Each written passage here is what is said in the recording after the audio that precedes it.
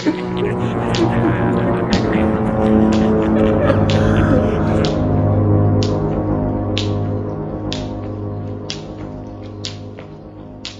story happened when I was about 11 to 12 years old. I don't remember all the details exactly. It was one evening when my mother was cleaning my room. My room was so messy, making my mother angrily yell at me and threaten to throw all my things away. That was why I was so angry with her. I slammed the door and decided to run away from home so that my mother would feel sorry for what she did to me. But alas, I didn't know where to go. The street near my house was very narrow, and there was some construction opening the road, so half of the urban area to the east of my house was demolished and looked dilapidated. I didn't know where to go, so I deliberately went to the construction site where everything was being demolished, to try and stay temporarily, of course. I was sure no one thought I'd come here, and they would be worried about me. When I walked in, I was a bit scared because there was no one and no light, so I was a bit confused about my surroundings. I felt a little scared because of the silence there too. I was about to give up and return home when suddenly I heard a voice in front of me. I decided to follow the echo. Until now, I did not understand why I was so brave and not afraid of anyone. After going to a corner behind the abandoned building, I saw a few adults playing skipping rope. The strange thing was that even though they were old, they danced quite agile and lightly. They laughed and joked with each other like children, which surprised them. My presence startled them. When they saw me, they all stopped and turned their heads to look at me with surprise. Their smiles were real. At the time, I was hypnotized, like someone who urged me to dance with them. I couldn't control myself, automatically stepping up and joining them, even though I didn't mean it in my heart. Everyone danced and skipped smoothly. I was not used to it. It was difficult for me to keep up.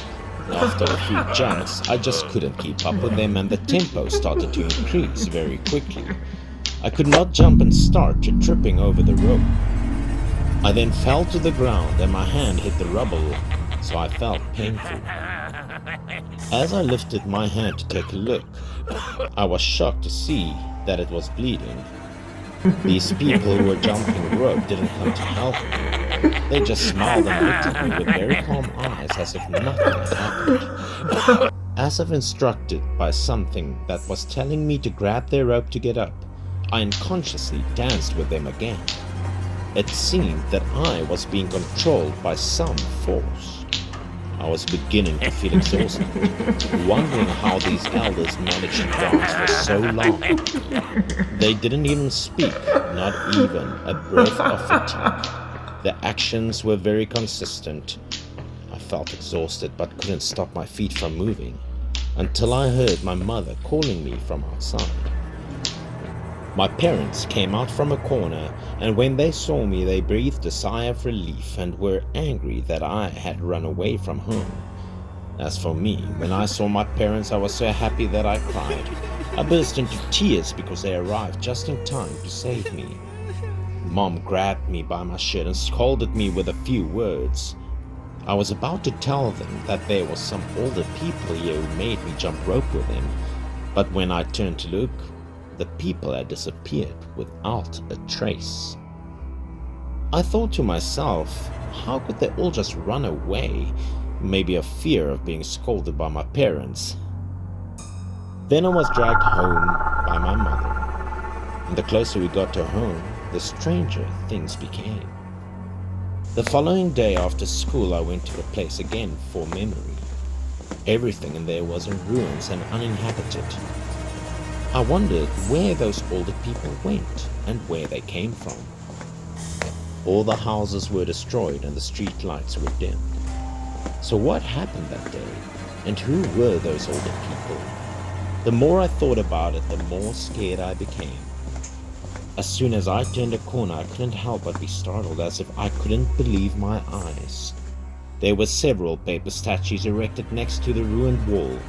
Someone made these statues and painted them as older people. There was a rope on the ground, apparently the same rope the older people used last night. I even saw my own blood on it. I was shocked when I saw the scene. I later learned that the house behind them used to be a shroud shop. Those paper statues may have been abandoned during the relocation, and I could have danced with these paper dolls. From this, I no longer dare to step out in the street at night.